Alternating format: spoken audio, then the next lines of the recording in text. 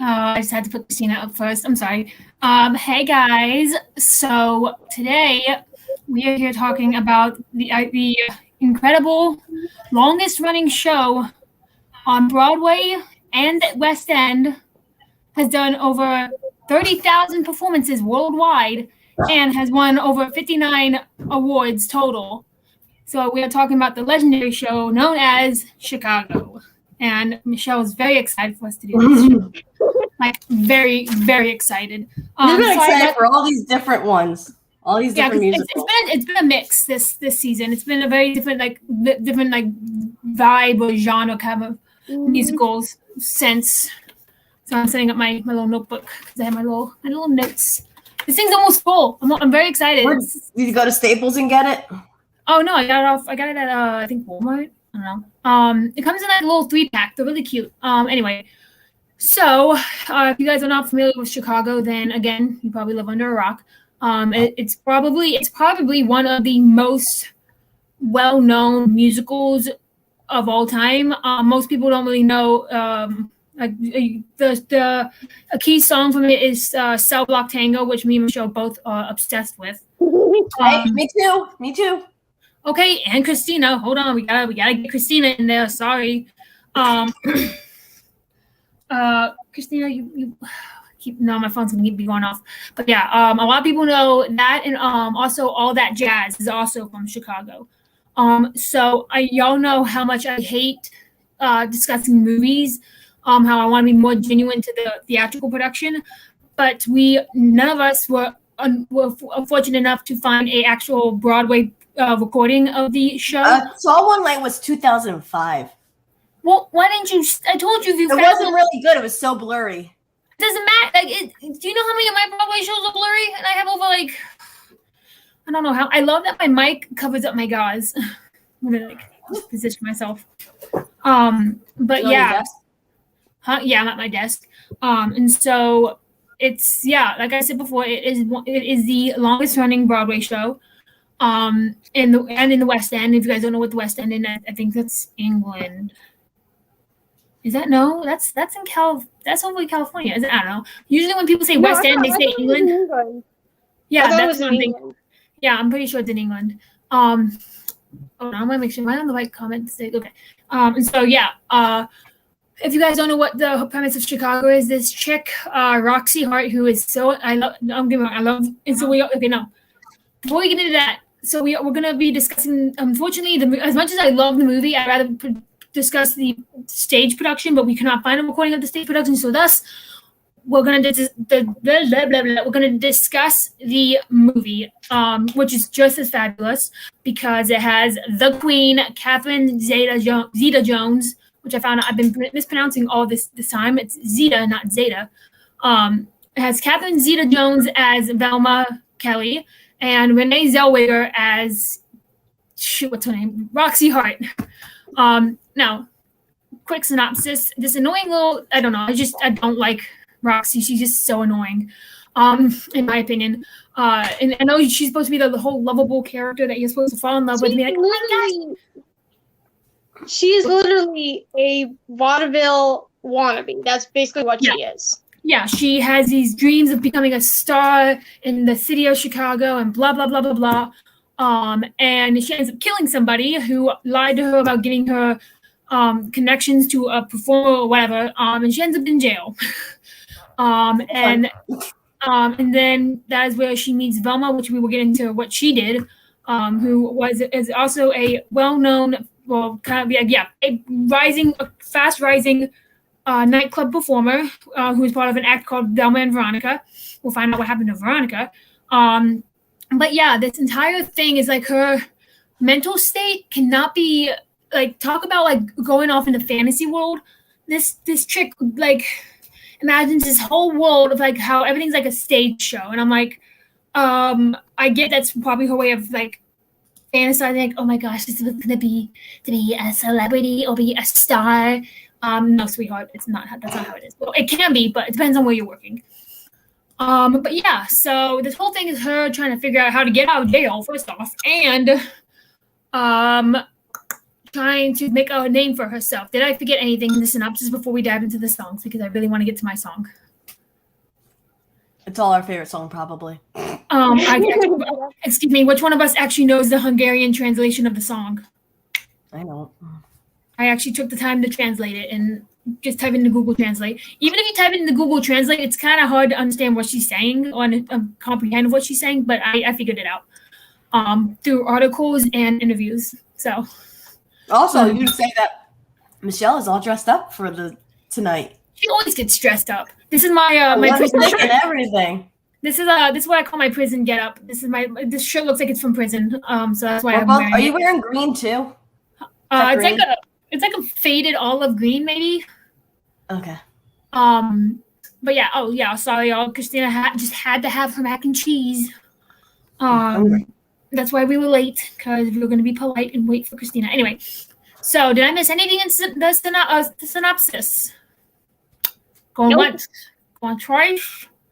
Okay, we're gonna I hate having to say the movie. The movie opens up with all that jazz, which is contains actually things I did not notice the first time I watched this. They're all running around. This is like what you see when doing all before she starts singing all that jazz, all that hecticness that happens backstage. Sorry, my chest is like itching, and Christina knows why. Long story. All that hecticness and that chaos you see, that's how it is in like theater. That's how like when it's like curling up and ready to go, that's how crazy it can get. So I love that y'all got a little taste of what that looks like. And sometimes it does not go as clean cut as you want it to. But Velma comes late. We don't know why yet, but I think we can pretty much figure out what happened. I like that they don't show her face right away. That's like mystery. Also, very discreetly with the gun and blood. I didn't notice any of those the first time I watched the movie, which I found very sneaky. Yeah, I didn't see any blood on her hands at all. Oh yeah, no, that's why she was washing her hands. That's why you hear her say, part of my language, you hear her say shit, because she's literally washing the blood off her hands. I wish they just like at least had like some like a tiny bit of blood like around her nails, because honestly, like I said, I could not see the blood on her hands. I know I knew why she was washing her hands, but I didn't really see it. No, her nails were red. Her nails were painted red. That's why. That's the cleverness of it. Is that's why she didn't care, because it looked like it blended into the nail polish. So people saw her hands, were like, oh, someone did a very bad job with your nails. I assume. I don't know what it was like back then.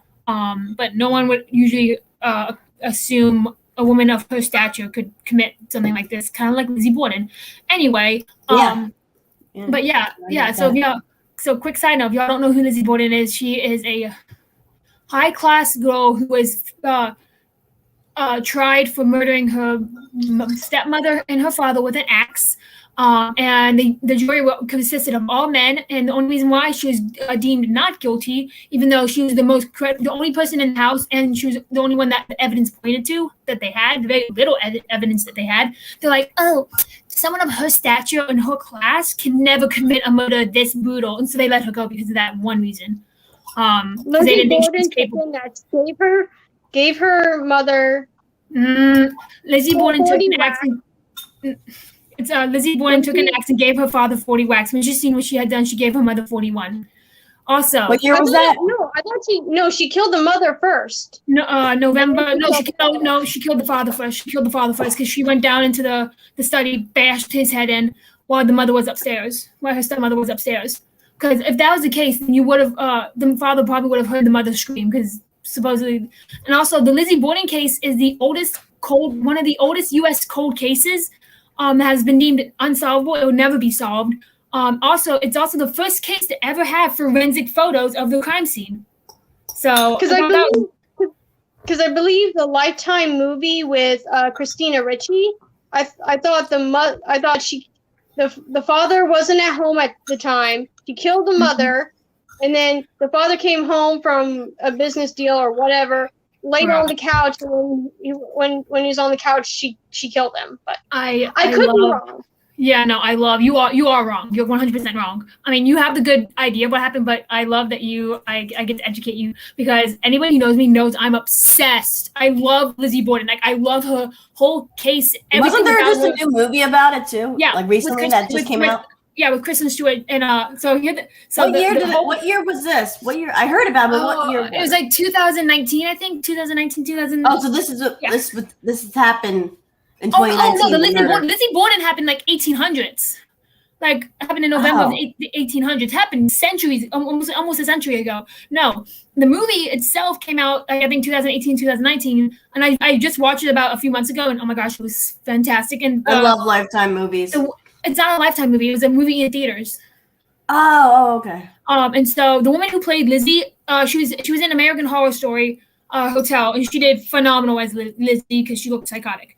But anyway, so the whole thing with Lizzie was that she supposedly wasn't in the right state. She and if you look up a picture of her, she's actually a very attractive young woman. Like I don't think she would have died alone. I think she would have gotten married. She's a very attractive young woman. And so the story goes that her father and her stepmother were going to ship her off somewhere for some odd reason, and she didn't want to do that. And so Lizzie, the only people that were on property was the maid Maggie.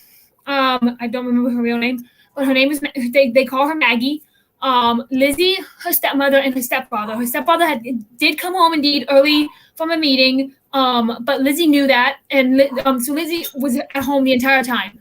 And so what happened was Maggie went upstairs into her room, which is up on the top, the highest top floor, which is a very small room. And so she supposedly took a nap. And then Lizzie was out in the barn, and then her father came home, laid down on the little couch in the study, I guess you can call it, and took a nap.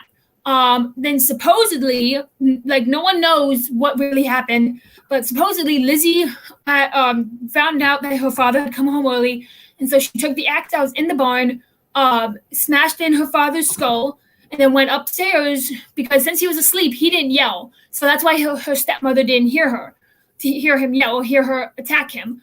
And so she bashed in his skull. Like they have replicas of his skull in the house where you can go and see it, and it's completely crushed in. There's you can't even make out the face anymore. And so it was 10 vicious whacks. I keep hitting the spiral. 10 vicious whacks, and then she went upstairs, and killed her stepmother. And then all of a sudden she goes back downstairs, and then Maggie hears Lizzie yelling, "Oh, Maggie, come here quickly! Father's been murdered!" and blah blah blah blah blah. And so Lizzie's alibi was that she had gone into the house, and then she left to go change her dress, which back then, this is why I think Lizzie's innocent, completely innocent, because back then, if she changed the entire dress, the whole murder took place within 15 to 20 minutes. So those dresses back then took about 15 minutes to get in if you changed it completely. Now, if you changed the outer coat of it, the petticoat, then it would have just taken 5 minutes, and she could have done it. But they only found the metal part of the axe, because she had burned the handle, and cleaned the metal part, so there were no fingerprints. The mother's back of her head, because she struck her stepmother from the back. And so and her uncle was in town, but the three main suspects were Maggie, Lizzie, and her uncle. Because her uncle has 3 hours of no one knows where he was for 3 hours of that time. But then there are theories about saying how Maggie and Lizzie were having an affair, and her father was going to ship her off, and so they killed them together so that we can live happily ever after, whatever. And Lizzie's sister was out of town. I don't know where she was. But when all this took place, the only evidence they had was that metal piece of the axe, Lizzie's dress that she was wearing. And other than that, there was no physical evidence linking Lizzie to the murders, only that she was the only person in the house, and Maggie was supposedly upstairs. Now, people have gone to this house, and they've had somebody stay upstairs in Maggie's room and make a commotion downstairs to see if you would hear somebody being whacked upside the head or hear a bang. And it's faint. It's very, very faint. So, I mean, I would have slept right through it. But the whole thing with Lizzie Borden is that her house is haunted by her father, her stepmother, and Lizzie. And supposedly, you are not supposed to go into Lizzie's room and say that nursery rhyme because it makes her upset. Also, you don't take Lizzie's the money that in her parents' room. There's a little dresser where her father's picture is. Supposedly, you don't want to take his change because he was a very I don't know the word, like somebody who's very stingy about money. But if you take his money, supposedly his ghost or whatever he is will scratch you and like attack you in the middle of the night. I want to go to this house so bad because I am obsessed with Lizzie Borden. I when I was little, like when I first found out about the Lizzie Borden case, I kept saying I'm gonna be the person who cracks this, who's gonna find something in that house that's gonna prove that Lizzie did it. Obviously not, because this case happened in like 1871, I think. But yeah, so that's the story of Lizzie Borden. Murder, yay! Okay, back to Chicago. Okay, back to Chicago. Yeah, that was like sometime long. I mean, well, yeah, because it's Lizzie Borden, okay? She deserves a proper explanation for her story, because I don't think she did it. And also, I plan on saying that so she doesn't hurt me. Anyway, well, it does have to tie in sort of with Chicago because these women are murderers. So yeah, so all that jazz. We see the gun, we see the blood, we see no sisters, so we don't know where she is. And I think it was odd that Velma was so quick. Like, she didn't seem phased at all. When she went on stage, it looked like she had no remorse because everyone knows what she did, obviously. But you don't get confirmed until obviously Cell Block Tango. Did I miss anything? Somebody else talk because I need a breath. I need a breather. So I just said that whole story in like such a short amount of time. So after going to the club and seeing Velma perform and everything, Roxy goes home with her lover, Fred Casely, and well, actually, this is a month later and everything. At some point, after they get done with their business, he lets her know basically, hey, we're through, we're done. I promised you I knew a friend at the club to get you a spot in the chorus line or this and that, It's not true. I just wanted to get in your pants.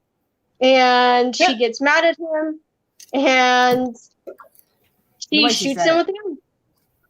Well, to be fair, he did shove her into a wall, which whatever she did after is considered self-defense. So if she had just said, "Oh, he pushed me into a wall and he forced himself on me," it would have been a-okay. Like, because back then, a woman's word was like, especially when the man wasn't alive to like testify, like, and also the fact that she's going to get her husband to lie to the police. This is just Alexa. What are you doing? What are you? Her lights like acting up, and I don't know why. I didn't say her name, did I? No. Alexa, are you okay? The joys of technology. Okay, I think she's okay. And yeah, I call it a she because I want to treat anything with artificial intelligence. I treat it with respect because I'm paranoid about that stuff. Anyway, but yeah, you're gonna get she's a manipulative little bitch. Sorry, I'm trying to cut back on the swearing on these streams, but she's manipulative.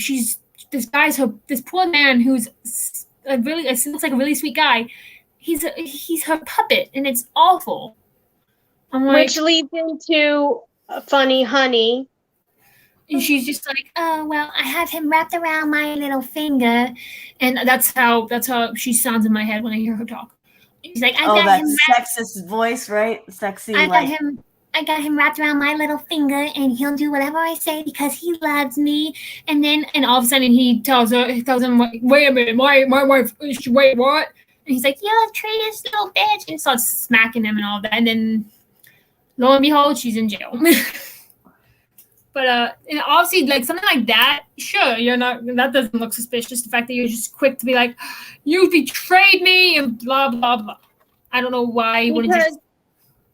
Because he at first was going along with it because he's her puppet. He believes anything she has to say for whatever reason. And so once he finds out, like, oh, that it was this so-called friend of hers, and be like, hey, you know him. He couldn't be a burglar. And that's when he realized, oh, she lied to him and accidentally sells her out. And she goes to jail. Yeah, and then we meet freaking Queen Latifah, who I'm like, I forgot that okay. she was on it. I forgot that she was on it. I didn't even know she did stuff like this. Because I watched most of it last night, and then I was so tired. I did finish it. I have a cold. Oh, okay. But yeah, so she goes to jail, and you already can tell she ain't gonna survive in jail. She's one of those people like you. She's gonna become somebody's pet. If you watch Orange Is the New Black, then you know what I mean. She's gonna become somebody's pet, basically, their pet toy. But she's hold on. I'm literally looking at my notes right now. She would basically become a prison wife. Exactly. That's the best way to describe it. And then Queen Latifah belts out her vocal lungs and vocal cords with "When You're Good to Mama," which basically means you do something, you scratch me, you scratch my back, I scratch yours. Like, it's that kind of thing. Like, I'll make deals with you, and like, if you want a little something, you gotta give me a little something. So like bartering, I guess you could say, but prison's out. But can we also just point out how? Go ahead. I wonder how on earth, because like I said, I'm focused on the movie and everything, so I wonder how they perform this on the stage. Because I'm so used to like the vaudeville looking thing to the going back to the prison, going back and forth. I wonder how they do that on stage. I feel like they with something like this, lighting is key. Because like if you do like normal lighting like this, obviously it looks like you're in the present. But if you do like if you were to do like Cell Block Tango, for example, like a normal lighting, okay, cool. But as soon as you turn like the back, the screen behind you red and then or like black and then have like red lights on, that can like that lets the audience know that you're gonna be like, oh, so you can use the same set, but like lighting can play a big factor into that. That and tracks. Let's see how many times I hit this poor thing. Actually, let me scroll back so that way I don't, because I wave my hands a lot in case you guys can't tell. So I feel like they use like on stage. I feel like they use the same set, but with this show, it relies heavily on lighting for that. If I had to use what I know from school is that it relies heavily on lighting. My college did Chicago, and I wish to God I was here to see it. Like also like on costumes as well. Because like I said, in the movie, she goes from her normal prison outfit to her vaudeville type of outfit. So I'm like, how does that all work on stage? Again, either lighting or like rip-away clothes, which is very common to use for quick changes on stage, kind of like with Elsa's dress in Frozen. Yeah. That's my best bet, my best guess. But with certain clothes, I know when you use different light filters, they come off as a different color. So that can also have a part to play in it. So like when you have like a normal light, when you shine like a spotlight on it, the dress could come flashy. But when you have a normal light on it, it's dull. Does that make sense? So I feel like with this, it really relies on spectacle with this kind of show because you keep going back and forth between her what's really happening and what she's seeing in her head and how she's processing this, or like seeing how life can be a show. Even though it's not. And let me just say that this is nothing like prison, okay? This is a very poor depiction of prison. It's nothing like this. You don't be singing no Cell Block Tango unless you want to get beat up. I'm just saying that right now because it's, trust me, I've seen Beyond Scared Straight. It's nothing like this. But yeah, so. Or 60 Days. Yeah, and it's nothing like... It's something like Orange Is the New Black either. It's not like that at all. And if you think it is, then boy, you in for a shock. Okay, so after she gets settled and she hears that dreaded door close, because I feel like you can ask any criminal, like you don't feel as bad about it until you hear those doors shut, and then you're completely alone. I feel like that's like, oh, what did I just do? Like I feel like that's that. That's like hits you a big fist of reality right there to know that you just screwed up your life. But so thankful none of us know that. Thankfully, none of us know that feeling, and we never will. Yeah. Yes. Well, hopefully, because there is such thing as being framed for stuff. Then it goes into our favorite. All of our favorites. That's a very bad grammar. Our favorite number, which is known as the Cell Block Tango, which is probably one of the most well-known songs on Broadway, in theaters. Yes, not theaters. One of the best known songs in the history of musical Broadway or whatever. And so basically these 1, 2, 3, 4, 5, 6, 7 women, the 7 murderesses of Cell Block H, I think it is, or Cell Block D. I think it's Cell Block H. They all explain how they all got there. And oh my God, when I say that these murders are not for the faint-hearted, I mean it. Because especially this Hungarian chick. So you guys know the song. It starts off with Pop, Six, Squish, Cicero, and Lip Schritz. Whatever. Pop. And so Pop, Six, Squish, Cicero, and Lipschitz. Each of these women have one of those little words play into those stories. So Michelle was asking me about this in the green room because she didn't know who was who. So I'm going to break it down and tell y'all what each person did for their murder. So Pop, the girl who says Pop, her name was Liz.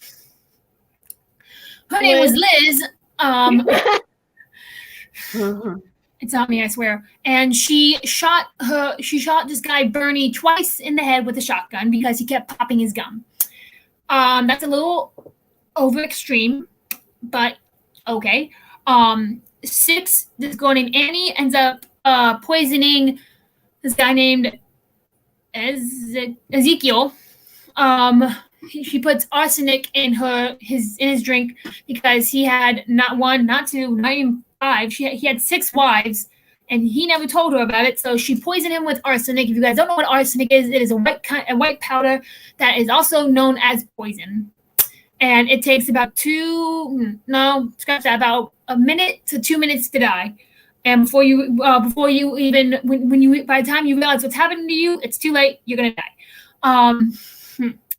And then Squish, this woman named June, stabbed her husband 10 times with a knife because he thought she was screwing the milkman.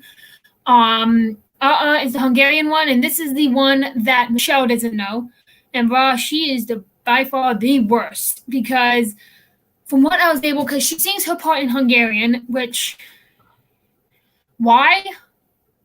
Of all the languages, why Hungarian? Why not do German or Japanese or a more common, well-known language? I guess it's I just did not understand the story. I was like, "What is the story?" And then at the end, she asked her, "But did you do it?" And she said, "Not guilty." So I assumed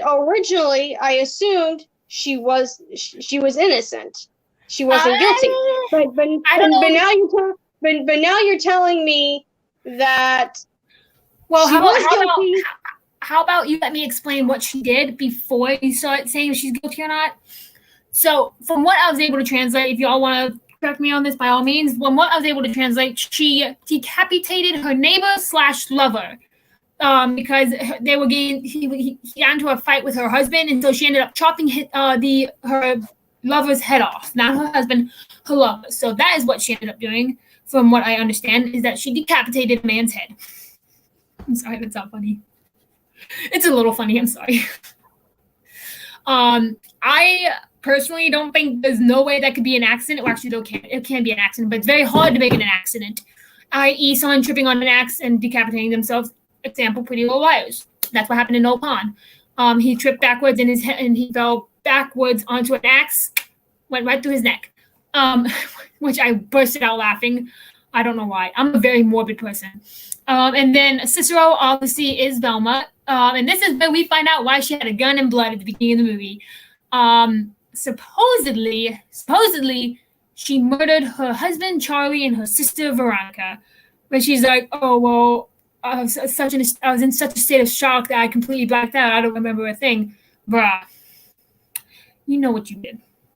That's like the best. That's like the thing with the criminal system. You can easily plead insanity and you get a lesser charge.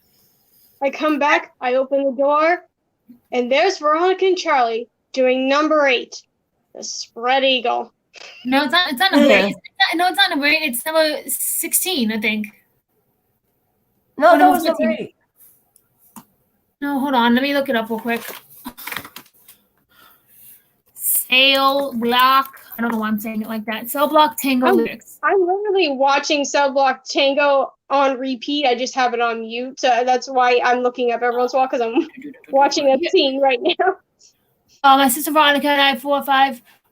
Come back, 3 tops bruise. Veronica, they're 17. So I was right about the teen part. It's number 17, the spread eagle, and then legs wide open, which that has to be very uncomfortable to have sex in. That's a very uncomfortable position. Either that or he was just giving her a blowjob. I don't know, or vice versa, or whatever. Either way, we're not here to talk about that stuff. You guys can have that talk with your parents. Hey, Liz. And then I have a family emergency. My dad just texted me on my computer. My grandmother's having one of her panic attacks, so I have to stay over. Okay. Go ahead. I'm so sorry. Okay, I am so sorry. Go ahead. All right. Go. Hey, see you, bud. Text me if you need me, all right? How are you gonna need me? I don't know. You might freak out and have pain. I don't know. Just let me know if everything's okay. I gotta spend the night there. Okay, well, just let me know if everything's okay. That's what I'd say. Okay. All right. Bye-bye. Sorry. Bye. Wow, that was quick. Anyway. Yeah, well, and then Mona, the last one who is Lipsitz, she kills her cheating boyfriend. How? She never really says, which annoyed me in ways I can't even explain. I'm assuming, judging by the choreography, she choked him. I don't know. Yeah. But another thing with this. Yeah, most likely choked or somehow. Yeah. But the thing with this. Or this cut his neck. Yeah. That's like actually a good idea. That, and also what I love is that like the red ribbon that represented, I guess, the blood came from wherever the injury was. So like with the knife one, it came out of his stomach. Lizzie with the head, she pulled it out from underneath his hat. That makes it look like it's from his head. And then Velma is holding the ribbon in her hand because like she's literally washing the blood off her hands, literally. And the fact that she felt no remorse for it. A little bit of, but yeah, the reason I thought the Hungarian lady was innocent was because she was the only one whose ribbon was not red. So that's why I didn't think she was guilty. Well, no, because obviously not, because she ends up dying anyway. Yeah.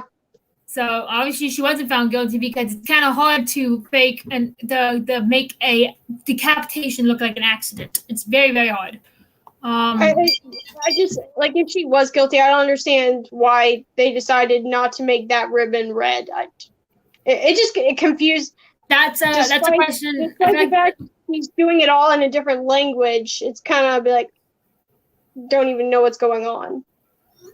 No, I mean I feel like the person that asked that would be the woman who played her, but Christina, it's okay. She texted me saying, "I'm so sorry, sweetheart. It's okay. You had an emergency. It's all right.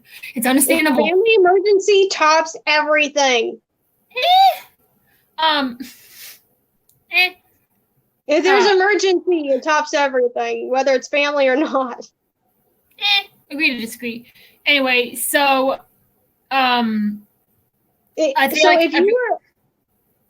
if you were in this, is there a specific character you would like to play in this? Or Velma by far. I would have so much fun playing Velma. Oh, and also like if I could just get into shape, I could. I feel like I used to be able to do that. I used to be able to bend my body the way they do in the movie. Like I used to be able to do that because I was flexible for Ariel.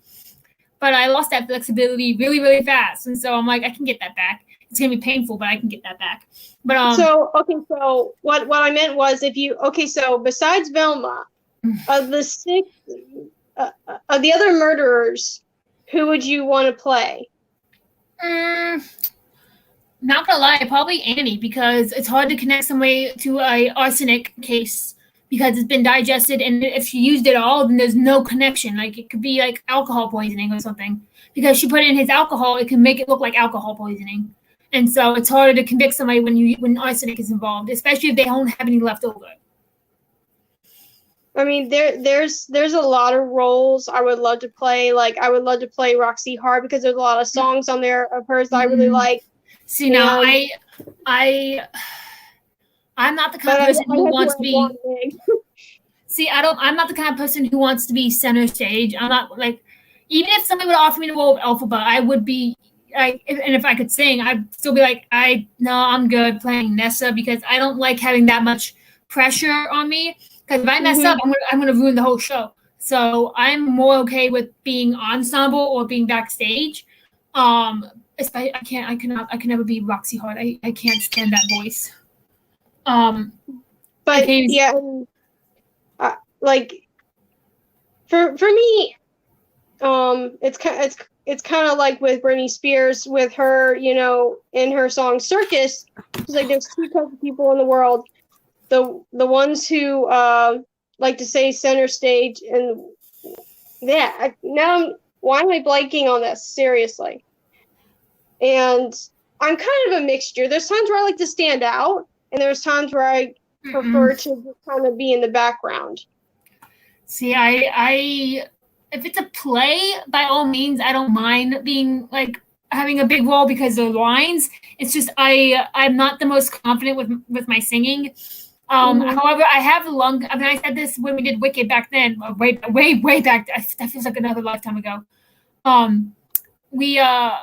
I have the lung capacity. Like I can hold those notes perfectly without worry, without trouble. I just can't hit those notes. Like even if like I can do like little riffs, they don't sound good, but I can still do little riffs. Like I can adjust my voice to whoever's singing. So when I'm listening to the German production of Wicked, I can really hear like how my voice sounds compared to hers because she's singing in German and I'm singing in English at the same time, may I add. And it's surprising that I don't get confused. But I'm not confident with my voice. Like Hamilton, I could probably do Hamilton because a lot of it's like talking, singing, like rapping. I could do Hamilton. I could get behind doing Hamilton. Maybe like that would be a little difficult for me. I would have to get used to having to speak that fast. Well, I don't think it's that. I think it's enunciating your words too. Like I'm having to like when I find when I'm singing the song, I have to actually like move my mouth into ways that like you can actually hear the S's and the like. If I do satisfied, I have to be able to make sure I emphasize on my S's and on my like R's and make sure you hear the word because otherwise it's gonna sound like jumble words. So like I feel like with that you really have to enunciate. It's especially with Hamilton. But no, there's I've been watching it off and on for the past like month now, and I just pay there's this one ensemble dancer that I just pay attention to because I just freaking love her hair, and also she's really pretty. And she's during the election of 1800. She's the one that's like what is it? She's the one who says oh gosh, what was it? Hang on. He's gonna lose. Let's just feed us. France, love with France. Oh, he's so elitist. She's the one who says he's so elitist in the Hamilton film. But yeah, so I think it all depends on how you sing. To be completely honest, I recently found out something new about Carolyn Bowman, who had played Elphaba. Bruh, she got some special treatment when she got the part of Elphaba because she was gonna go do Kinky Boots, and they really wanted her to stay with Wicked. So I guess they called her into the office and they never, ever offer the role of Elphaba, ever. They don't offer it because you have to earn it. You have to audition just like everybody else. Nah, man, they're like, you know what? If you stay with us, you can have Elphaba and blah, blah. And like she didn't know if they had set up like in different rooms, but she went to the audition office and she was the only one there. And, so that's when she joined the official cast with Cara Lindsay. And I'm like, bruh, if you're that good and your Broadway debut is on the Stand By Elphaba, bruh, you can't go any higher than that. Oh, yeah.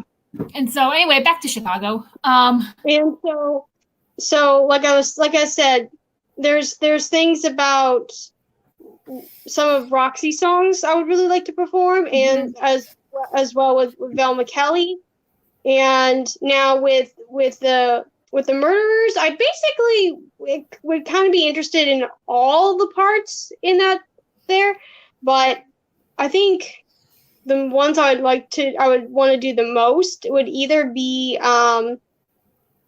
Liz or 6.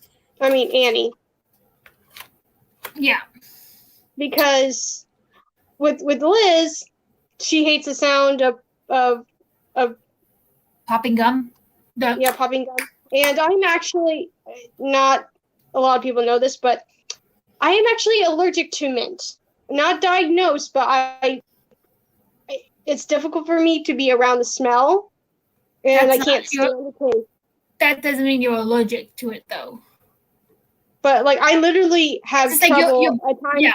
I literally have trouble breathing around it at times. Yeah, it's I mean, like everyone has that. So that's why I say I'm undiagnosed allergic to it, because it's so hard for me to breathe around it. See, no, I wouldn't really say that. I'd just say because people's bodies have different difficulty digesting certain things. Like there's certain like caramel candies that I can't eat because I guess there's something in the candy that I don't. So I tell people like factorized caramel I don't eat because I get sick off of it and I don't know why. Same thing with bananas. I can't stand the smell of bananas. It makes me like physically ill. But I wouldn't really call that an allergic thing. I would just say that like your body behaves weirdly around it. Yeah. I wouldn't really call that an allergy, but yeah, I get what you're saying because I'm the same way. Especially with cigarettes. I can't stand the smell of cigarettes. Mm-hmm. Like at all, and it's awful. That's why I'm like, that's the only reason why me and Velma would not get along is because she smokes. And also, is it also bad that I honestly think that because like I mentioned this before, like how Roxy Hart was supposed to be like the it girl, the one you're supposed to love. Bruh, no, Catherine Zeta-Jones looking finer than Renee Zellweger. Especially in the Cell Block Tango. And then the other reason I really would want to do Annie for 6 is, I know it's kind of weird, but I like the part when she's on top of the guy, but I would have to feel very comfortable with the guy to do this, is when she is leaning on top of the guy and she says something about the drink, and he opens his mouth, she opens her mouth, and she literally drags the red ribbon out of his mouth with her teeth.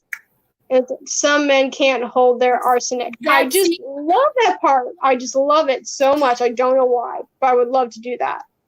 Okay, but the only reason why you want to do Annie's because Annie's because she gets to pull a ribbon out of a guy's mouth.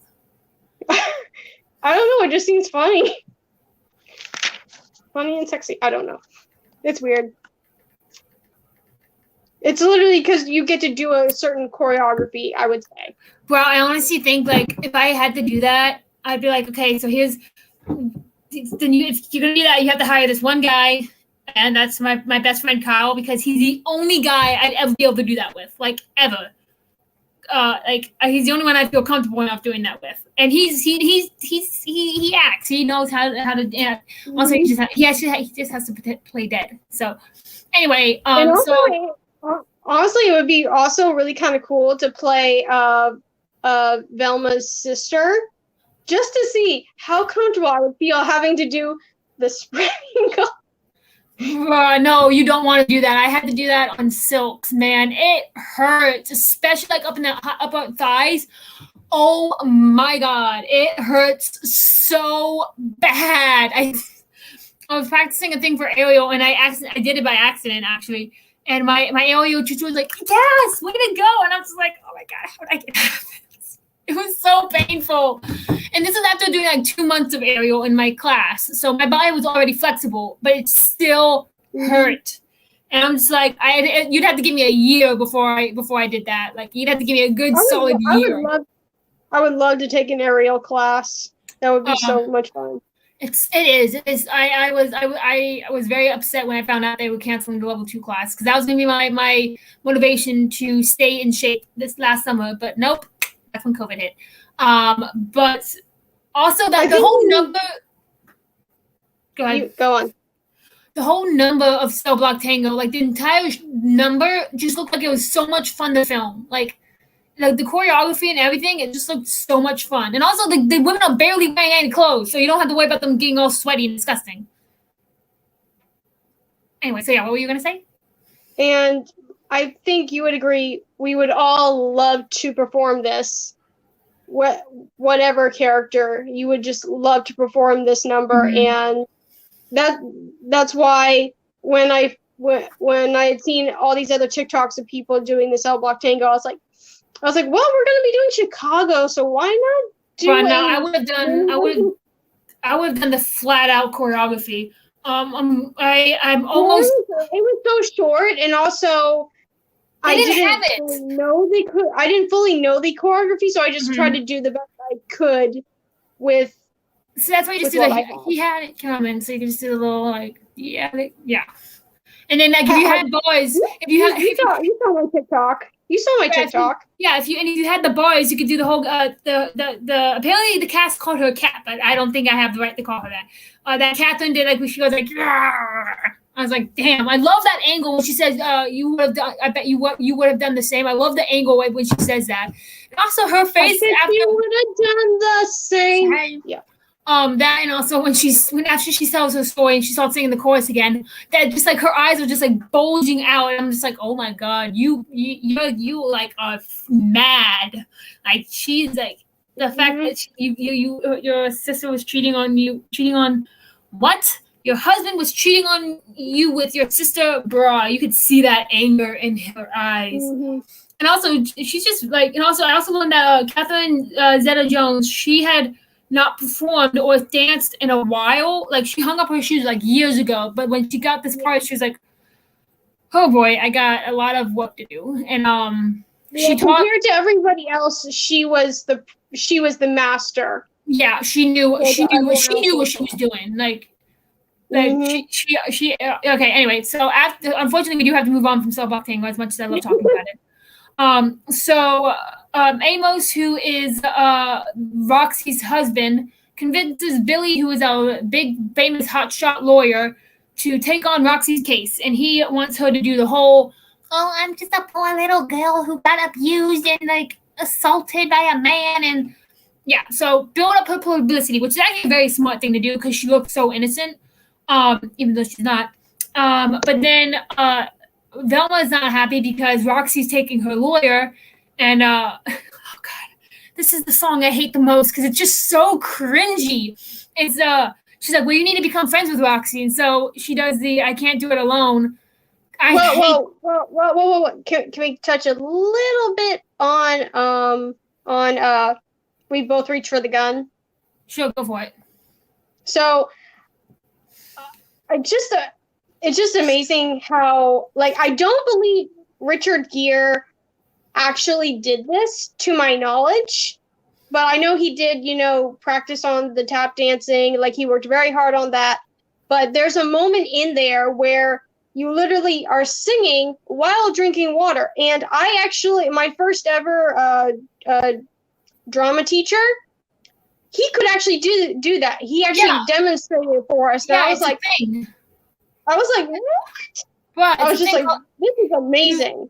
You do know that's called ventriloquism, right? You do know what that is, right? It's with the puppets, people are able to talk with their mouth closed. Yeah, that's what they were doing. It's ventriloquism. I can talk with my mouth closed. No, but he was actually, drinking water and singing at the same time. So that's it's a hard thing to do. But if you can do it, you need to hold on to that talent. Especially with talking. Can you talk with your mouth closed? No, not really. Slightly, but you can't fully understand. Here's my thing. Everyone who can do it can only say the same sentence over and over again. I'm gonna see if I can do it. Let's see my mic can pick it up. Ready? Oh gosh, my legs are asleep. Okay. Okay. No, it's actually very hard to do. Well, see, okay, hold up now. Like you're catching my breathing.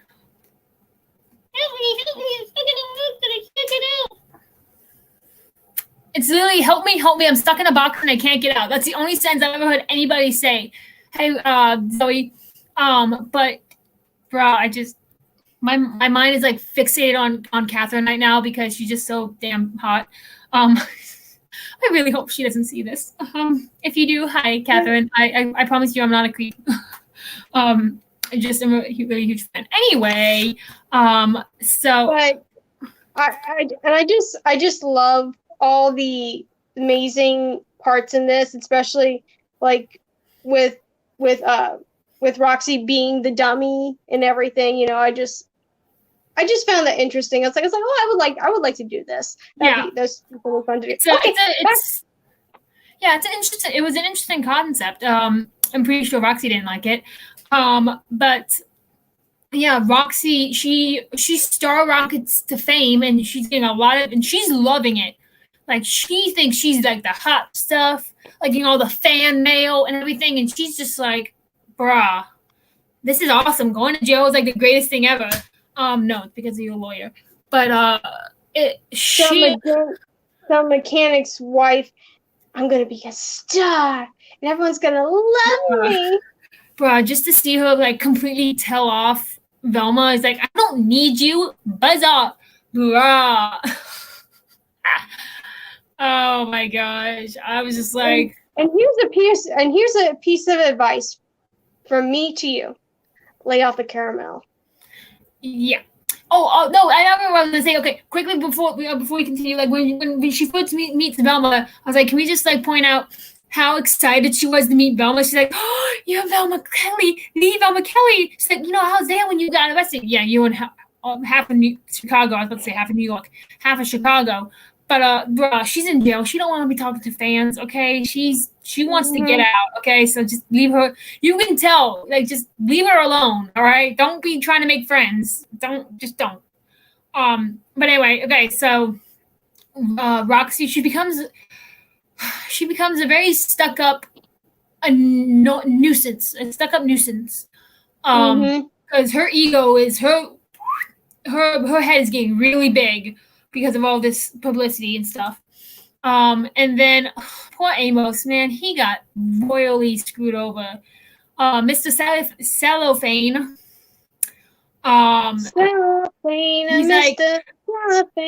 He's like, oh, I'm invisible. He's starting to realize that she doesn't care about him. And also he learns that she was cheating on him with some guy. I don't remember his name. Fred Casely. Whatever. I have it written down. Why I know. Okay, so this actor, the guy, John, who played Amos, I know him from Talladega Nights. All right. That's why I know him from Step Brothers. But bruh, when I tell you this guy can sing, I had no idea he could sing. And he can. He has an amazing voice. I'm like, bro, you need to be in more musicals. Like, show off those vocal cords. And he had said something about like, oh, when we all had our first sit down, everyone was shocked at Catherine's voice and at Queen Latifah's voice, because I guess it had been a while since Catherine had sang, and so when she started singing, they're like, oh my god, what have we started? But these, like, I love the cast. Like, they did such a great job. Everyone could sing, but especially John. He's the one who shocked me the most when it came to. Okay. But okay, so yeah, and if you don't know who he is, just think Talladega Nights. I gotta wreck it. What? I gotta wreck it. Oh yeah, he's the voice of Wreck-It Ralph. I hate that movie. Sorry. Agree to disagree. I'm not gonna lie. The only reason why I wanted to go see the second one is to see all the pop culture references. Like the Stan Lee thing, the princesses, all of that.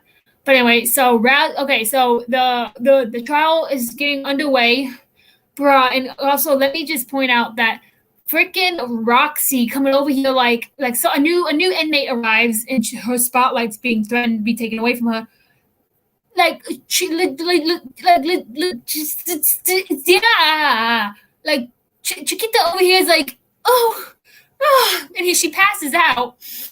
And also Christine from Mamma Mia is in this movie as well. She's like, Roxy, darling, what is it? She's the only one who actually sounds concerned. He's like, open these doors. And she's like, I'm pregnant. And then just like Velma's face, I love it. She's like, shit. Because she knows, like, damn, I'm screwed. I have to say with Christina, so this was the second movie I ever saw her in. The first movie was The Grinch. So I went from seeing her in The Grinch. Right. Oh, she was like, yo, bro, she got some good boobs. I'm sorry, continue. So originally I saw her in The Grinch. Then I saw her in this, and I was like, she can sing. And then I saw her in Mamma Mia, and I was like, So whenever I see her being a part of something, I just think it's amazing. And she did an amazing job. I loved her on Big Bang Theory. Oh yeah, because it's a completely opposite of what she plays normally. But like, I'm kind of mad that she didn't get more of a song in this musical, because she didn't get. Obviously, she always, because she's my main character. But yeah, so Velma's pissed that Roxy claims that she's pregnant so she can keep the spotlight, which on hindsight, quick thinking, and because also it brings the prison publicity. It's like, oh, this is the first woman we've ever had that was knocked up. But I'm like, man, Queen Latifah is very happy that you're pregnant, even though you're not. And so with that, the trial begins, and oh boy, do we get a surprise witness? Yeah.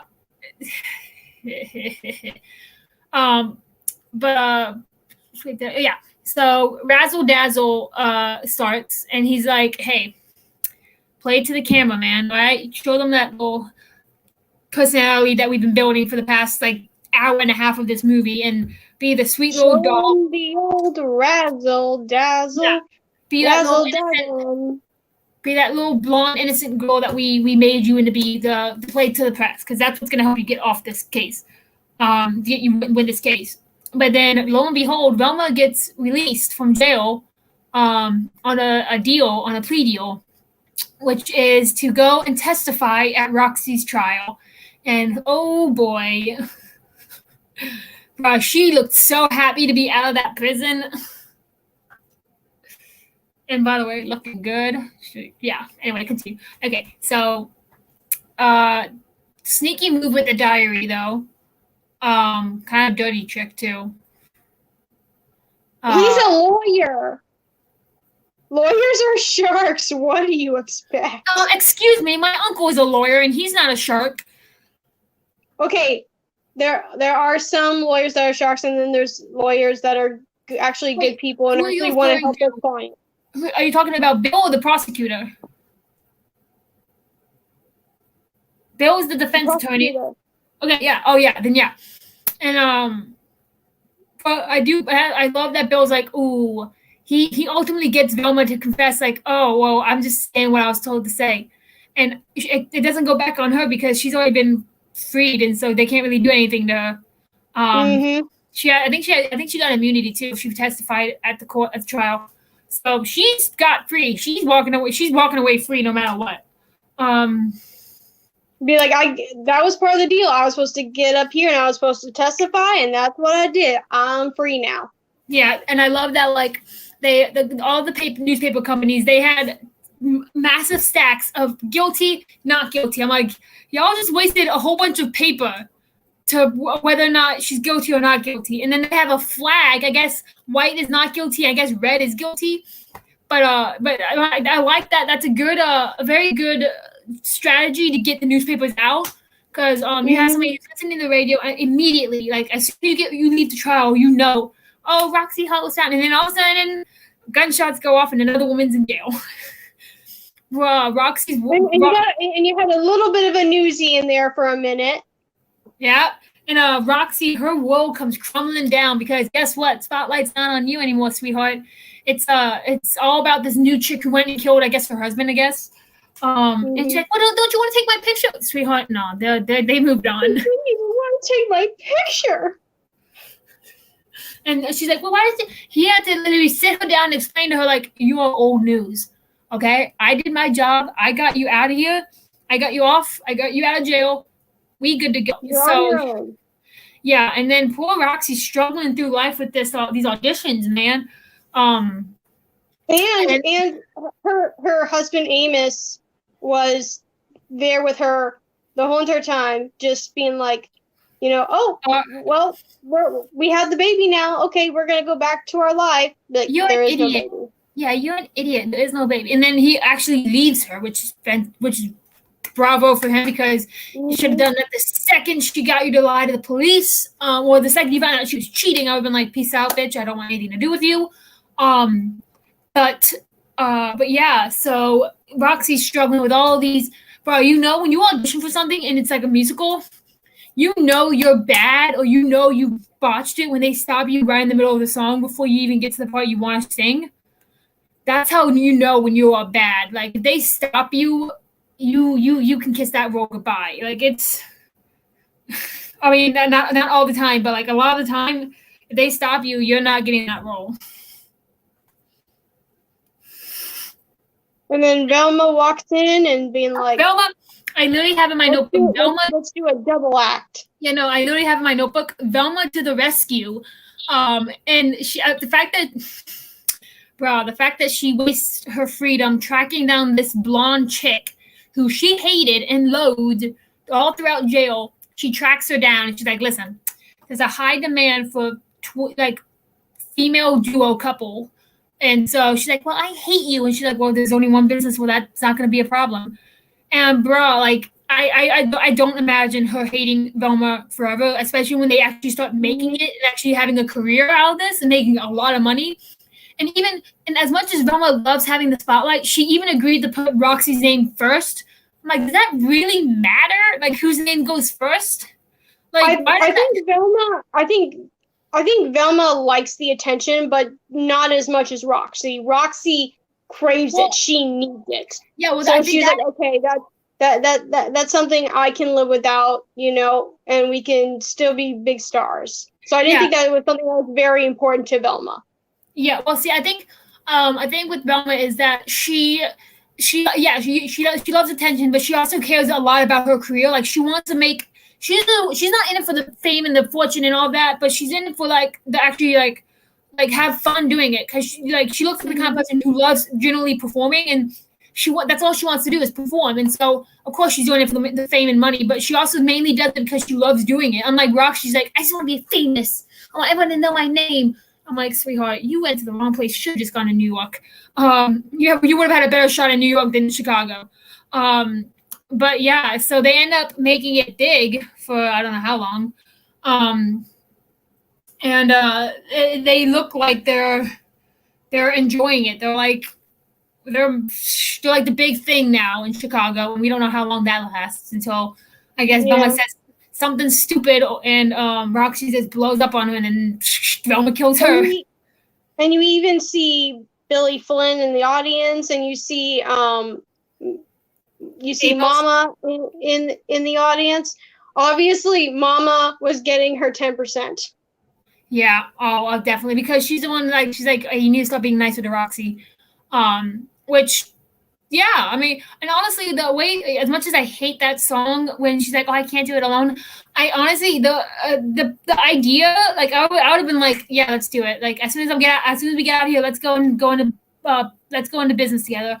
Because let's be real, like, having two convicted murderesses, not convicted murderesses free, singing, bruh, I would pay money for that. And also back then, it wasn't that expensive. But overall, the whole thing about Chicago is that it's dark, it's sexy, and the music's just some of this music. Really, one song for me is really catchy. You know, good stuff. Like, I feel like Cell Block Tango is really the only one that's actually catchy. That's actually very easy to remember. It's definitely it's probably the go-to song from Chicago, other than All That Jazz. Definitely, I 100% agree with that. Because a lot of other people don't know about Mr. Cellophane, Razzle Dazzle. It's all about Cell Block Tango, because let's be real, who doesn't love sexy women dancing and singing their lungs off? That sounded so bad. I'm so sorry. I mean that in the most positive and supportive way possible. Because like I mean, how I can see myself showing this movie to my kid when she's like 12 or 13. Like, you don't have to be that skinny to be a star. I don't know. I'm just trying to come up with an excuse to talk about Cell Block Tango. But so Michelle can't find a lot about the actual production. I did. As I mentioned at the beginning of the podcast, it is the longest running show in Broadway and West End history. It has been performed in 35 countries such as Germany, Argentina, Russia, my home country, South Africa, Denmark, Holland, and North Korea. It has been translated into 12 different languages: Russian, Danish, Dutch, Swedish, German, Japanese, Korean, and Portuguese, and a whole bunch of other languages. And as I mentioned before, has won over 59 awards. That's including major awards and minor awards. Like 6 Tonys, 1 Grammy, 1 Olive Award, 1 Drama Desk Award, and a few others. Been performed over 30,000 times, and it has grossed over $615 million. And I believe it's coming back to Broadway this next year. Yeah, I heard it was January 17th, I want to go. 2022. I want to go to New York, and I want to see Waitress so badly because Sarah Bareilles is coming back as Jenny on Waitress, and I really want to meet Sarah Bareilles, and I really love Sarah Bareilles. Anyway, either that or I'll go see Wicked. I don't know, because I gotta see my girl Gina Claire Mason as Glinda. Anyway, but yeah, I mean overall, like I feel like every musical movie that's out there, Chicago is definitely up there, like with Mamma Mia. Oh, definitely, 100%. It was a risk. Like they I think this was one of the first big musical movies that actually did good. Then I think before was Evita and Phantom of the Opera. We gotta do Evita one day. But yeah, it's a fun movie. It really is. I wouldn't recommend kids under the age of 15, just because of the lack of clothing in Cell Block Tango. Mm-hmm. Other than that, honestly, I think Velma Kelly was the only one that was somewhat covered out of all the other women in that scene. I think she was the most covered. Yeah, she was. I don't know why. Now, if I was to perform that, I would be like, okay, we got to figure out some way where I could be semi-revealing, but I like being covered. I don't feel comfortable showing off that much of my body. No, then you may not get the role, because sometimes it's something like that. It's required for the role. If you don't want to do it, then they're not going to give you the role, like, ever. That's like one of the big things. It's like you have to be comfortable enough in your body to show that much skin. If not, that could be a deal breaker for you. So if you wanted to do a professional version of Cell Block Tango, like on Broadway or at a professional theater, like showing that much skin, I can see being a requirement to be in the musical, because it wouldn't look right if you like covered up a majority of your body. And so I feel like that, and like cutting your hair and dyeing it and stuff like that can also be sometimes deal breakers, not as much as the clothing. But I feel like minor theaters, like my school, I'm sure they were more than obviously willing to like adjust the clothes to make them more appropriate, because it is college. But like the big time Broadway Chicago stages, I feel like that's a deal breaker. That's just my opinion. Yeah. So I saw the new Fast and Furious movie, and oh my god! So I had to address that. It was so good. Oh yeah, and I finally watched Raya and the Last Dragon. Please tell me that you did not sense some kind of gayness between Namari and Raya. Like you can tell, like they got some chemistry, man. Like they gonna be gay. I can feel it in my bones. There was a lot of fan fiction about them, and it's actually really good fan fiction. Also, there were fan fictions about Velma and Rita Roxy. I forgot her name already. There are fan fictions about them as well, and all of the ones I've looked at, there's only one that's actually really good. See, I'm the kind of person, I'm always down to read fan fiction, but I'm the kind of person who likes the slow kind of building up relationship kind of stuff. That's the kind of stuff I don't like. They straight dive head into the sexual I don't like that. Okay, if I want something like that, I'd go to, I don't know, I don't even want to know. I don't even want to finish that sentence. But I like the slow burn kind of stories. And there's only one that I found. It was like 26 chapters, I think, with Roma and Roxy, and it was actually really good. I found myself really enjoying it. Actually, I'm on like chapter 15, and they're still not even they're still not like connecting yet. And I was just like, okay, there is such thing as going too slow, people. There's such thing as going too slow. Okay, when you're trying to pull So with Raya and the Last Dragon, is there going to be another movie, or do you not know? I hope to God, yes. I hope to God, yes. Either that or a TV show. They have to. Honestly, I hope they confirm that Elsa is in a relationship. Yeah, in the relationship with Honey. Is it Honey Mirren? Is that her name? Yeah. I hope they confirm that first before they do. Raya. I don't think they will, just because like with Raya, you get more of like a masculine vibe from her, unlike Elsa, where she's literally a princess, or like now like the freaking Avatar, up in here moving all the elements and stuff. Elsa is more of like a girly image, so you wouldn't really expect her to be gay, maybe bisexual, but you wouldn't really expect her to be that. And so I feel like with Raya, it'd be better to do. I'm all down for both. Okay, I'm all down for both. I am hoping for both, but I feel like this is Disney's way of showing us that they're amping up to get this. They want to see how people are going to react to it, because obviously the first time, I never watched the trailer. I didn't see anything about it. I just woke up that morning. I was like, you know what? Screw it. Let me pay the $29.99, and I watched that morning. And the minute I started seeing these two interact, I'm like, oh my God, they're lesbians. I mean, Namari by far, like definitely she's gonna be a lesbian. There's no doubt about that. Like you can tell. Just by the way she is, like you can tell. Raya might need a little like coaching and like coming around to herself, but like I didn't know anything about these characters. I just knew immediately. I was like, oh my God, these two need to end up together.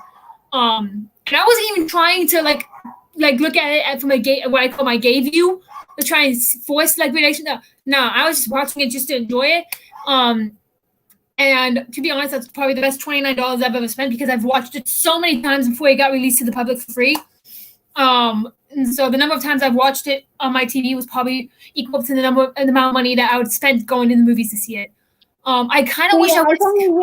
I finally watched it one or two. Yeah. See, here's my thing.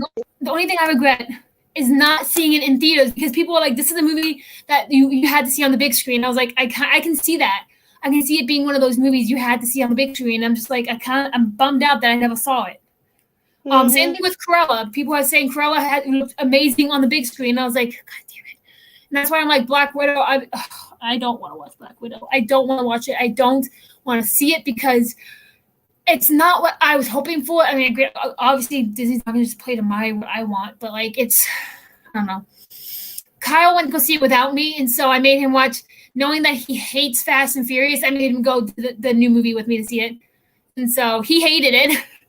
There's literally a part where like they're driving across a bridge, and Kyle didn't know this was gonna happen, but I did, because I saw the trailer, and Kyle never watched the trailer. He's like, I swear to God, they needed like Tarzan it, and obviously they do, because Dom is amazing with the car, and he literally starts Tarzaning it across the ravine, and Kyle's like, I'm done. I meant that as a joke. I was like, no, Kyle, it's Dom, man. He can do whatever he wants with that car. But also they didn't write Paul Walker out. Like they didn't write Brian out. They mentioned him still in the movie, like, oh, he's watching the kids.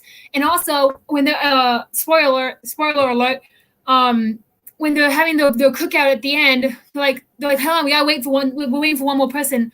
And lo and behold, a blue car pulls up, and that blue car happens to be Paul Walker's signature car, like the car that is known for his character. Pulls up, and that's how it ends. And so like it plays. Okay, so you don't actually see the character. Okay, no, because obviously they can't.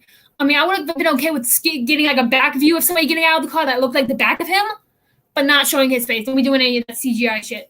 But it's still like, it shows the fact that in that universe he's still alive, which I absolutely love. And because Paul Walker did die oh God, I hate saying this, but I said this at work and I started laughing, and it's not funny whatsoever. I was laughing more at the irony that he died in a car crash going like 187 miles per hour in his sports car. And I laughed at he wasn't even driving. He wasn't the driver. I know, but I still find it funny that he died in a car accident. I don't know. I just find I laugh. I'm not laughing at the actual event. I'm laughing at the irony. And that's all he was ever really known for was Fast and Furious. He did. People don't know him from anything else. So, but yeah, and also there's gonna be another one. I already can tell because they have unresolved plot lines. Cypher got away. If you don't know who Cypher is, then go watch Fate of the Furious. She got away, so she's still at large. And Shaw from one of the other movies, he's up to something. And some guy who died in like the fourth movie apparently comes back to life, and I'm like, what the hell? But like they have so many different plot lines that have been unresolved. I'm so excited. This is the ninth one. I can't wait to see this movie. I do know it's something. Good. Okay, so funny. I know there's a part in the movie where you see like a young Dom. Yeah. Yes. You learn more about Dom's past. Okay. The young Dom in that movie is actually Vin Diesel's son. That is Vin Diesel's son. Yeah, I know. Isn't that cool? Yeah. I thought that was so cool. And too bad they didn't cast John Cena's kid. But I don't think he has any kids. But that shows you how old. That shows you how old Vin Diesel is, because that's his kid. Well, why would they have a young Dom? A young Rock in there? Oh, The Rock isn't in the movie. No, but I'm saying his character. I didn't understand. No, he's not. No, there's no sign of The Rock's character in this movie. So then, why would they be a young version of The Rock in this movie? There isn't a young version of The Rock. But you said that you wanted that. I'm like, no, I didn't. No, I didn't. I never said that. Oh. Oopsie. Yeah, no. I said you see more into Dom's past, and you get to see a young Letty and a young what's her name, Mia, and bro, every time. I swear, every time Michelle Rodriguez came on screen, a gay gasp escaped my mouth. I'm just like, every fucking time. I'm so sorry. Every freaking time she came on screen. And same thing with Jordana Brewster. Every time they came on screen. Same thing with Charlize Theron, bro. It was really, really bad. I was like gasping any time a hot woman was on screen. But we do get a street race because it's not a Fast and Furious movie unless you have a street race going on. But I find it was very funny. I found myself laughing a lot because of what's his name? I don't remember his name, but there are a lot of funny bits in there, and there's so many Star Wars jokes. Why? I don't know why. So many. I don't think I've ever seen a movie with so many Star Wars jokes that wasn't actually pinned. So like Spaceballs doesn't count. Because this has nothing to do with Star Wars. I don't know why there were so many Star Wars jokes, but it was so funny. I genuinely was laughing at this movie because it was such an enjoyable movie, and all the explosions and this movie, this destruction that they did. Oh my god! Like a lot of it obviously was CGI and stuff, but the fact that some of the cars, it was very impressive. But yeah, so we're gonna get off that cast. Or else I will sit here till like 9 o'clock at night talking about Fast and Furious because I really want to go and watch one of the movies now. But yeah, back to Chicago. I really hope Catherine Zeta-Jones doesn't see this because she can be like, "They're not talking about Chicago." I don't know. But she did like your post about it. Oh yeah, she saw my story and I was like, oh my god, I just died a little bit. Like even like the smallest things, even if they don't respond to me, the fact that they actually took the time. Here she is, Catherine Zeta-Jones saw my story. Even like the fact that they take the time to actually look at the story just means a lot. Like even if they don't respond, I love that because it shows that they do actually do look at what their fans send them. Unfortunately, nobody else has seen it. I don't think. I know. I'm gonna check. I think she's the only one.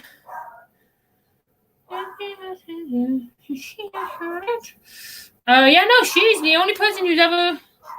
I'm hoping to. Okay, so yeah, next so next week we will be doing 6, which is basically I think just a glorified concert. I think. Not next week. The week after. We can't do that next week. Oh my god. Wait, when's next week?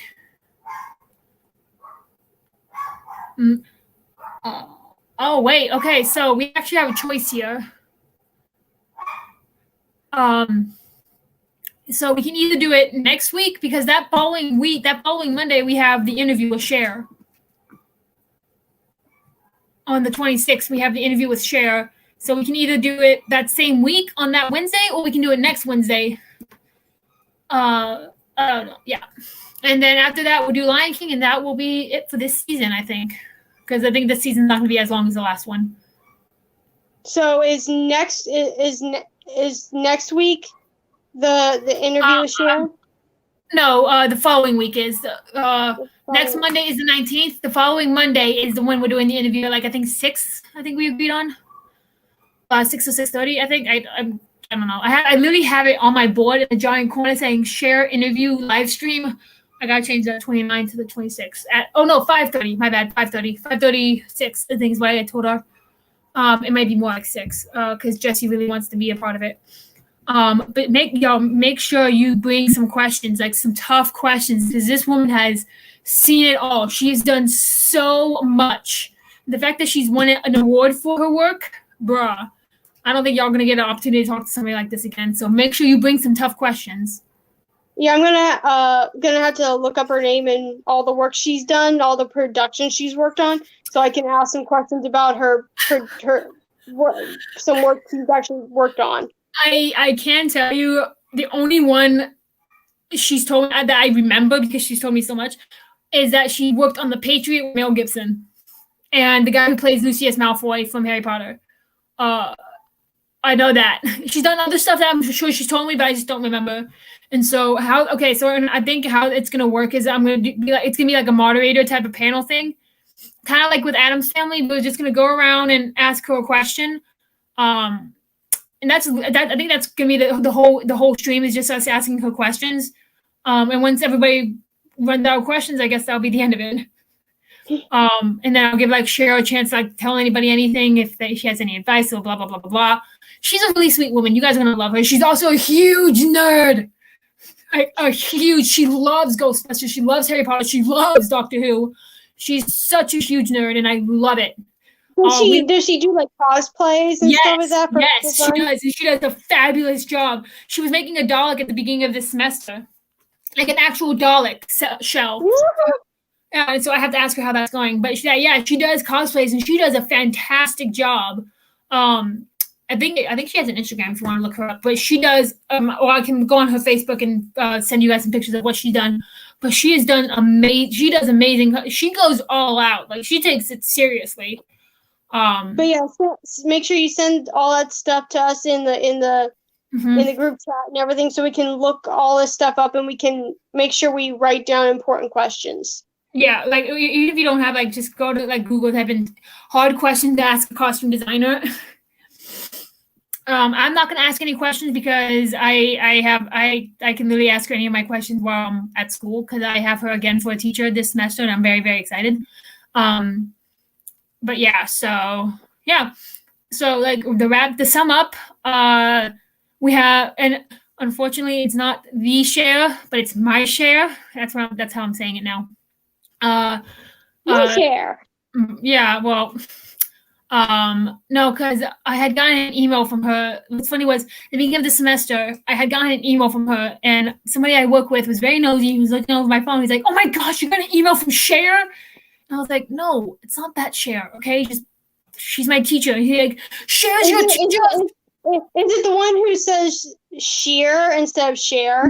No, somebody else. It was a guy, a kid, a boy who doesn't work there anymore. Thank God. But yeah, so so overall, y'all, if you ever get the chance to see, if you're in New York and if Chicago is opening back up on Broadway, if y'all want to just send me a ticket and maybe a graduation present, I will come up and I will see it with you, because I really want to see it, really, really bad. And also, if I get accepted to this program that I'm going to be applying to, I'm not going to have any time. I'll be down someplace else. I'll be down under. That sounded so bad. I'm so sorry for any Australians who watch this. I did not mean to make fun of you. I can't do an Australian accent to save my life. But yeah, so maybe I can get up there over Labor Day weekend. I don't know. No, actually I can't. I'm going on the trip. Anyway, so it's by far Chicago's. And I just watched it a few weeks ago. Like I watched it with my dad about a month ago. Oh my god! And it was my first time watching it, and I just fell in love with it. I was like, oh my god! And I only knew Cell Block Tango going into this movie. And I was like, oh my god, this is fantastic. It's such a fun movie to watch too. So yeah. And honestly, I can't remember how I remember like back when Blockbuster was around. I remember I remember walking around Blockbuster looking for a movie to watch, and whenever I came across Chicago, I was just like, this looks like a good movie. I was like, I want to rent this, but my grandparents would never let me until I got way older. Mm-hmm. And they finally let me rent it. I was like, this is amazing. I love it. Same thing with Phantom of the Opera for me, because my grandparents have a condo, and I don't really sleep well when I'm in a different location. And so I had gotten up, and my grandma has this like the swivel chair. And I just remember, I don't remember much, but I just remember going and sitting in that swivel chair. My mom was on the couch eating, I think her ice cream or something. And all I remember is Christine and the Phantom in the snow singing in the graveyard. And that was my first exposure to Phantom of the Opera. I didn't understand what was going on. My mom tried to explain it to me. That didn't go so well, but yeah. And then I had never been exposed to Chicago. Wicked, I was exposed to. Oh gosh, Wicked, I was exposed to as soon as I saw Wizard of Oz. I think it was either my dad or my grandparents who like introduced me to it. And no, it wasn't. It was in middle school. My friend, well, she's kind of my ex-friend. We don't really talk anymore. We lost touch. Her name was Emily, and she was singing Popular in class because she was getting ready for an audition. And she kept singing over and over again. I was like, what is that from? She's like, oh, it's from a musical called Wicked. That was my first exposure to Wicked. And there's nothing magical about it. But so, like my first experience to Phantom of the Opera, we were on a field trip to the Philharmonic. And we were walking. We started walking around like this museum type of area for the Philharmonic, and they had this area where they had it on a little tiny TV. Mm-hmm. The scene with the Point of No Return. Yeah. And I was like, "What is this? This looks amazing!" And I went and I went to my grandparents. I was like, I saw this scene. This looks amazing. I really want to watch it. And literally, honestly, it took me 3 times watching it for me to fall in love with it. Because at first, I thought the Phantom was evil and everything. By the 3rd time I watched it, I was like, okay, I'm in love with the Phantom. Screw Raoul, I want the Phantom. I think. Go ahead. And then with Wicked, literally, it was in high school. It was in high school where I became aware of it because I was in drama club and we were talking about all these musicals and everything, and someone mentioned Wicked. I was like, what's Wicked? And they all turned around to me like, you're in drama club and you don't know about Wicked? What? And I was like, okay. Well, no. What's funny was when you're little and you watch The Wizard of Oz for the first time, kids are usually afraid of the Wicked Witch of the West. Man, nah, I loved her. I was afraid of Glinda because she was so bright and pecky and all happy. And I was just like, I just remember loving the Wicked Witch of the West. I don't know why. Maybe it was because of the green skin. I just loved her. The only part that really freaked me out was when the house fell on top of the witch. That was really the only part that freaked me out. But like, and you see the legs crawl or roll back up into the house. Mm-hmm.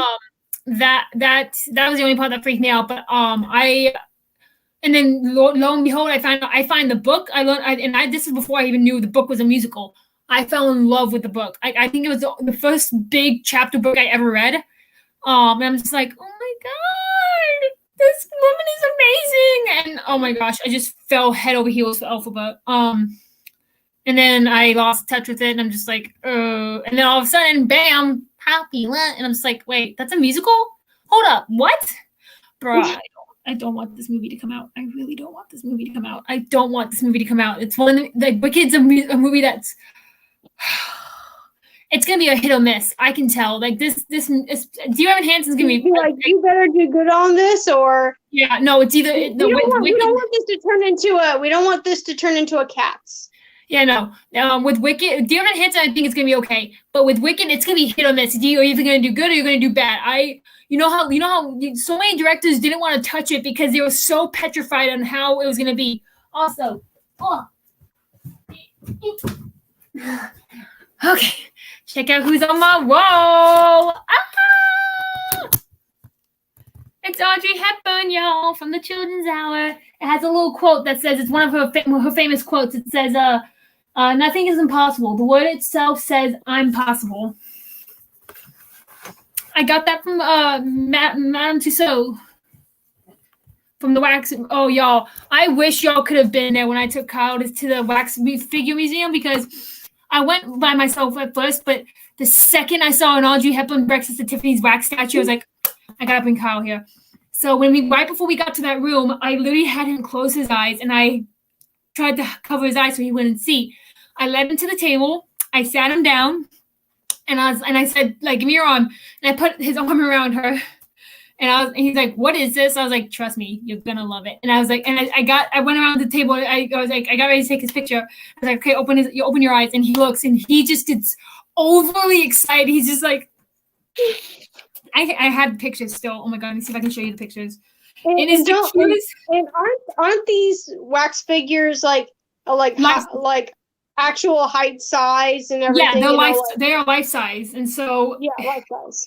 Bro, I don't think I've ever seen Kyle so happy as I'm just thinking this is the closest he's ever gonna get to meet Audrey Hepburn, because rest in peace, Audrey Hepburn. We miss you, and we were so sad that you died. But hold on.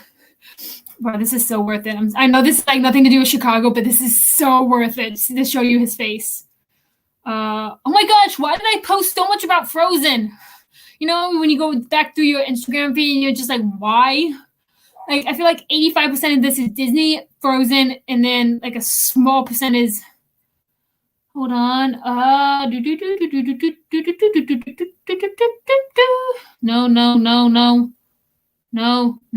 No. Oh wait, here's me with Audrey Hepburn. It's a little creepy, but. Aww. I'm trying to find. Bruh, did I not post pictures of Kyle with Audrey Hepburn? Bro, I'm gonna be very upset if I don't have these pictures. I'm gonna find them. I swear. It's worth it, I promise. I promise you it's worth it. Just to see his face. He's probably gonna kill me if I show these, but oh well. Okay, album. Okay, let's see. No, let's just go to uploads. Oh boy. So many Addams Family pictures. What is with that? Oh wait, here we go. Look at that. Isn't that the cutest thing? Oh, he was so happy. Oh my god. I don't think I've ever seen him so happy. Let's see if I can find the one with him like blushing. But I'll say, look how he was blushing there. Oh yeah, no, because he adores Audrey so much. And I get why, because she's a very talented actress. Was a very talented actress. Bruh, why do I have so many pictures of Disney? Oh, here we go. Found them. And like here's him staring at Ryan Reynolds. He's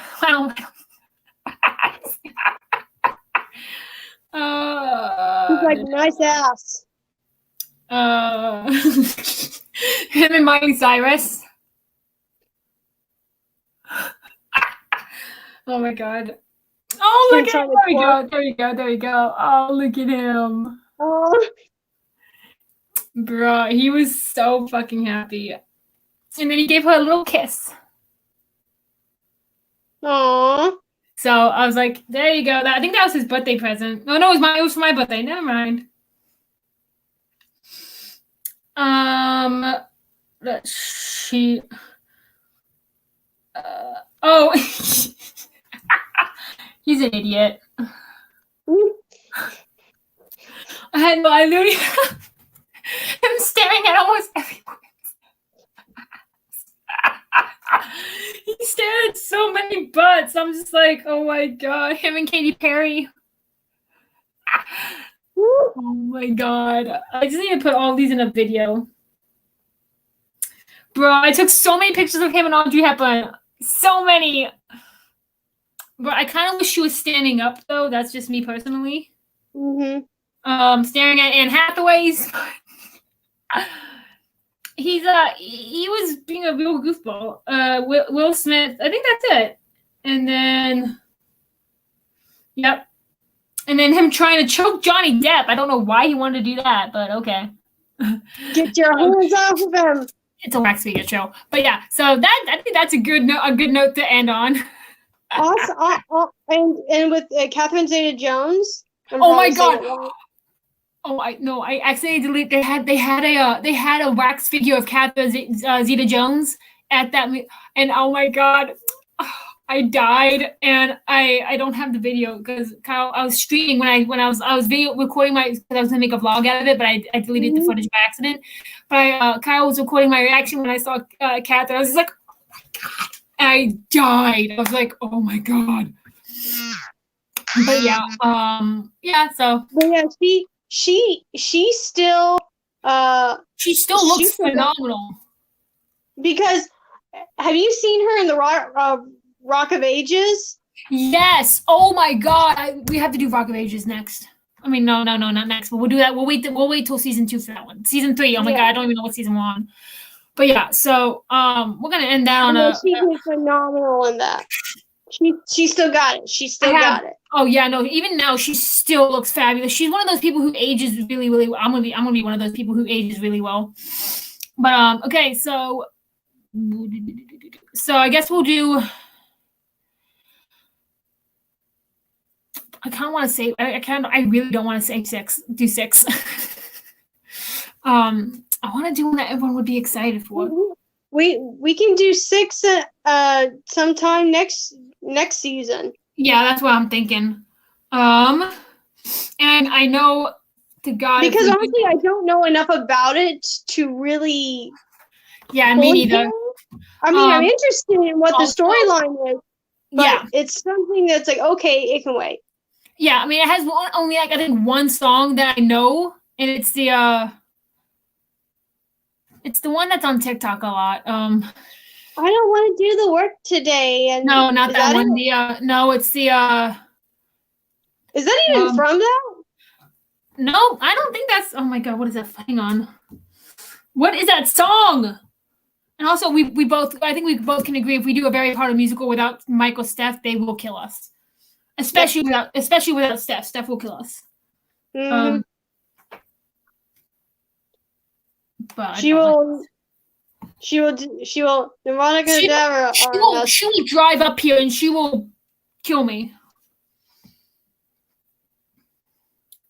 But so you're a lot farther away than I am. I'm only 2 hours from you. Don't lose your head. That's the song that I know. Sorry, not sorry about what I said.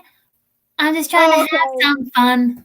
That's literally the only words I know. That's literally the only one I know.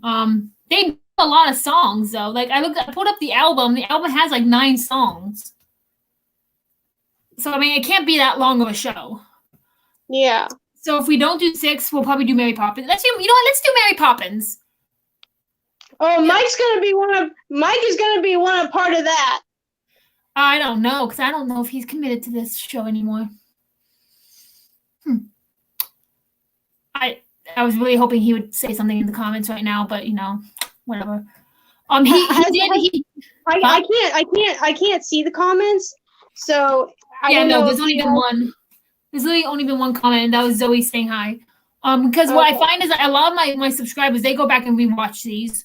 They don't watch them live. But so we'll do Mary Poppins. How about we shoot for Mary Poppins next Wednesday? So that way we can have plenty of time to look up stuff for Cher. Yeah.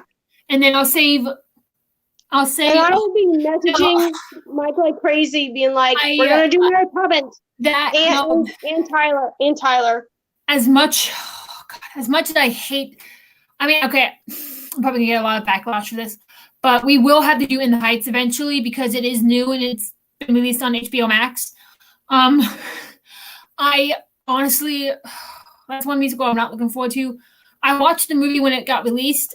I did not like it. I'm planning on getting it when it comes out on DVD, or at least renting it when it comes out on DVD. I mean, it's worth watching once, but I don't think I could sit through it again because it's not my personal like of music. Which is I hope it's okay because I'm entitled to my own music. It's not the kind of music that I usually listen to, but we will have to do that eventually. Do that that musical eventually. I'm just not looking forward to it. And then I'm trying to save. I'm prolonging the Cher show so much because I want to get Stephanie J. Block on the show to talk about it. I really, really do. That or Teal Wick or Michaela Diamond. Like I want to get one of them on the show. I'm like prolonging it. And also, it's a very fun musical to watch. The Cher show. It's actually, even though you learn about Cher's life, it's still very fun to watch. It's just like all the outfits and everything. It's just. That and also I want to save Hades. I have seasons like Hades Town. I want to save for Halloween, closer to Halloween. Anastasia. I want to save. Okay, is it really about Hades? No. Hades Town is a place in the underworld where apparently Hades chills. I don't know. The music's really good though. It's like the one. I think my favorite song from that is the Wait for Me. I'm coming home. See, I can't sing. I'm sorry for my terrible singing. No, I feel like if I try, that or and then I'm looking at the posters that I already have made, which is a Harry Potter musical, a Harry Potter sequel, Hades Town, Lion King, Mary Poppins, Mean Girls, Six, The Cher Show, In the Heights, and Wicked. Because now, and I said this before in a few streams ago, but now that we actually have a basis of how we do this show, I do want to do some of the other shows, especially because I just wrote 2 papers on Wicked for school, and also my TikTok has taken out the audio from my Wicked facts, so I gotta go back and re-record those, which is awful because I don't remember what I said, which I don't know why it did that. Like, I have no idea. I hate that it did that. And I don't remember what I said, so I'm gonna have to just re-record them all and not add any background music because apparently the music I had in it was not allowed, and I didn't have the rights for it. I was like, since when is that a thing? I feel like at least you should send me a warning, being like, "Hey, we're about to take this mute this video because you don't have the rights to it." I'm like, I'm literally giving you facts about Wicked. How is that like anything to do with rights? Whatever. So I'm gonna have to take them down. It's there's times where on Facebook or on Instagram, I will release something where it's not my music. Yeah. But it'll let me post it, but then I get a notification.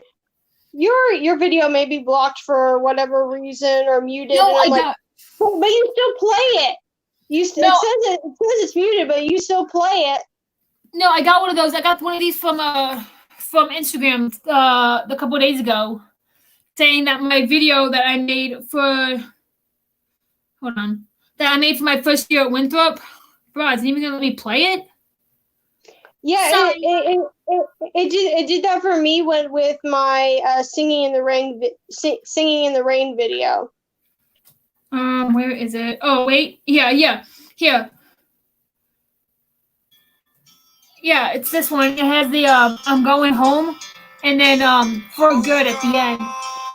But I don't know if you guys can hear that, but it's basically, and then it says it's blocked, and I'm like, well, where's it blocked?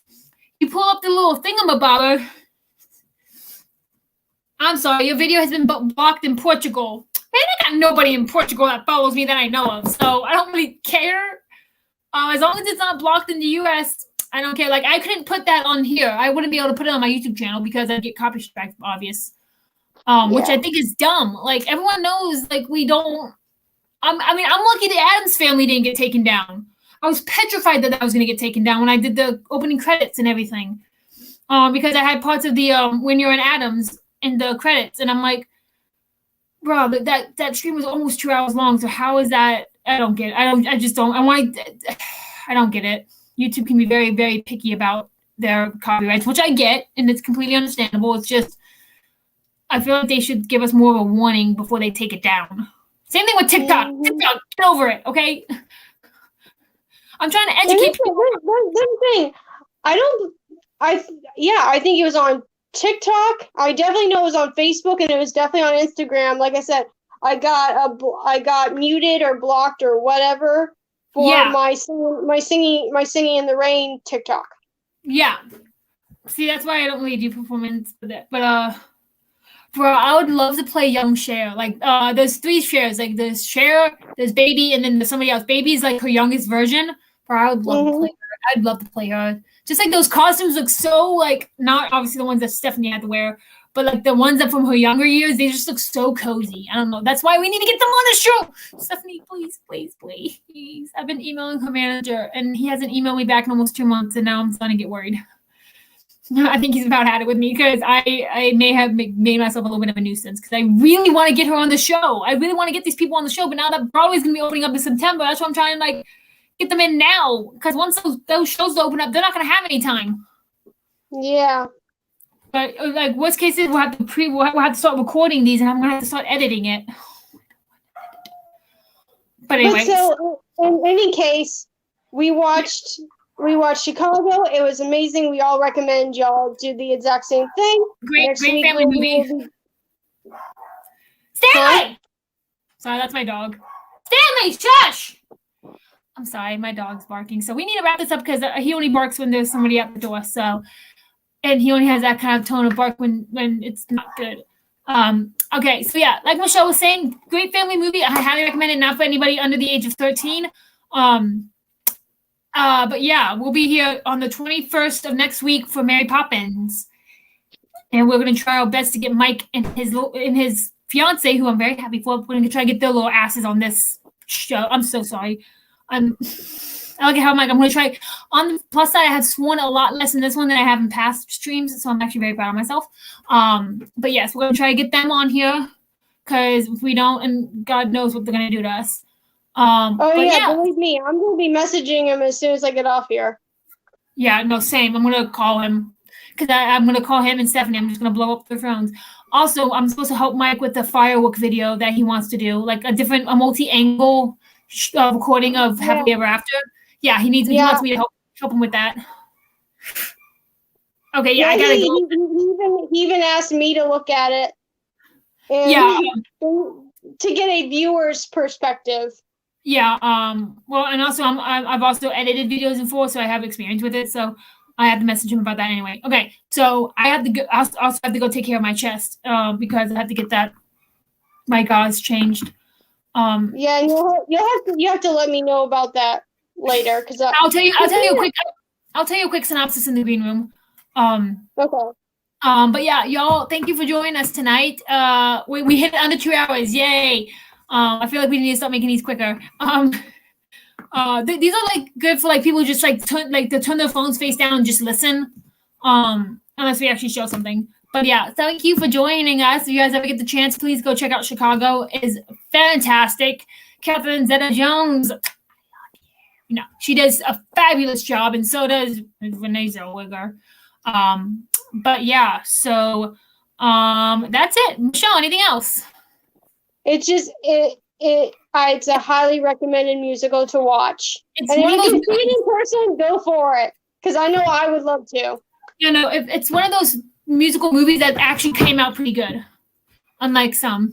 Not gonna name any of them, but so yeah. I'm sorry. I'm coming down with something. But yeah, y'all. Thanks. Michelle, are you okay? Are you okay? Yeah. Are you coming out with feline cough? I'm gonna end it on there. I'm gonna end it right there, guys. All right. Have a great night, y'all.